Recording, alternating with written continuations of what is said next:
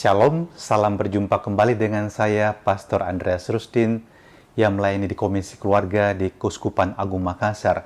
Dan saya bahagia bisa dapat menjumpai Anda kembali di tahun 2023 ini dalam Renungan Harian Katolik. Apa kabar saudara-saudariku? Saya harap Anda tetap sehat, penuh sukacita dan semangat menjalani hari ini.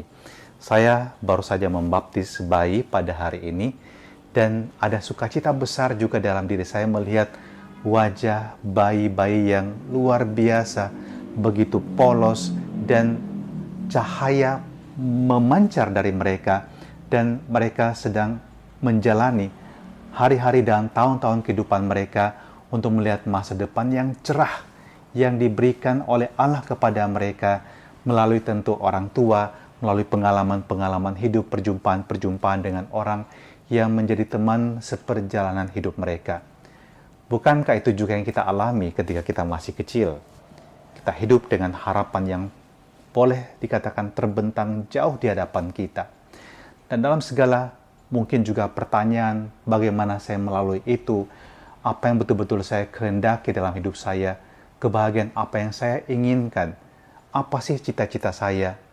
Di sana kita juga mendapatkan tuntunan dari orang tua, dari sahabat-sahabat, bagaimana kita menempuh perjalanan hidup kita ini.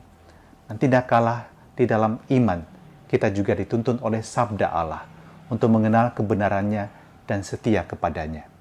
Saya tahu saudara-saudari, perjumpaan kita dengan dunia modern banyak sekali membawa pertanyaan tentang kebenaran Allah. Apakah dia sungguh ada? Apakah dia sungguh baik? Kalau dia baik, mengapa dia membiarkan saya dan manusia yang lain mengalami yang namanya ketidakpastian dan bahkan penderitaan? Mengapa ada kemiskinan? Mengapa ada musibah, bencana alam? Mengapa ada kematian orang-orang yang baik dan benar? Pertanyaan tersebut juga muncul ketika Yohanes menuliskan suratnya. Banyak orang mempertanyakan tentang keberadaan Tuhan. Tetapi Yohanes mengatakan dalam suratnya ini, "Anak-anakku terkasih, barang siapa menyangkal bahwa Yesus adalah Kristus, dia itu seorang pendusta, dan barang siapa menyangkal baik bapa maupun anak, dia itu adalah antikristus." Dan Yohanes menyadarkan kita untuk selalu waspada. Memang di sekitar kita banyak orang yang dapat menghantarkan kita kepada kebenaran iman, tapi juga tidak sedikit orang yang dapat menyesatkan kita, yang menawarkan kepada kita Allah-Allah yang baru, yang kita sembah dengan memujanya sebagai kehormatan, kekayaan, kekuasaan. Hati-hati, itu semua dapat menghancurkan hidup Anda. Dan kalau kita bertanya mengenai tujuan akhir hidup kita, Yohanes mengatakan jawabannya kepada kita.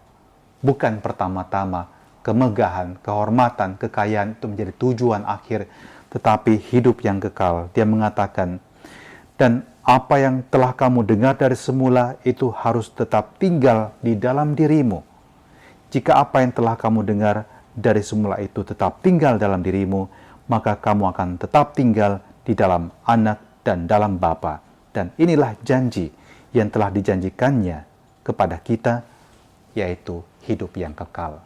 Saya mau katakan kepada Anda, kita memasuki tahun yang baru dengan new challenging, mungkin tantangan-tantangan baru, new challenge dalam kehidupan Anda, tapi juga ada banyak peluang di mana Anda dapat membangun hidup Anda sendiri menjadi lebih baik.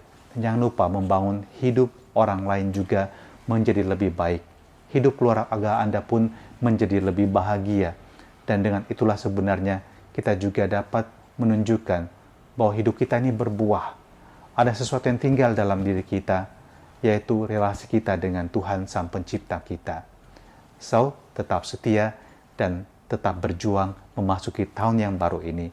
Dan kita mohon berkat Tuhan untuk diri kita, keluarga kita, agar kita kuat menghadapi tantangan, penuh ketabahan, tapi juga penuh sukacita. Dan terimalah berkat Allah yang Maha Kuasa untuk diri Anda dan perjuangan Anda sepanjang hari ini, dan juga memasuki tahun yang baru ini, dalam nama Bapa dan Putra dan Roh Kudus. Amin. Tuhan memberkati. Selamat merayakan Natal, masih masa Natal, dan selamat memasuki tahun yang baru ini dengan harapan yang cerah.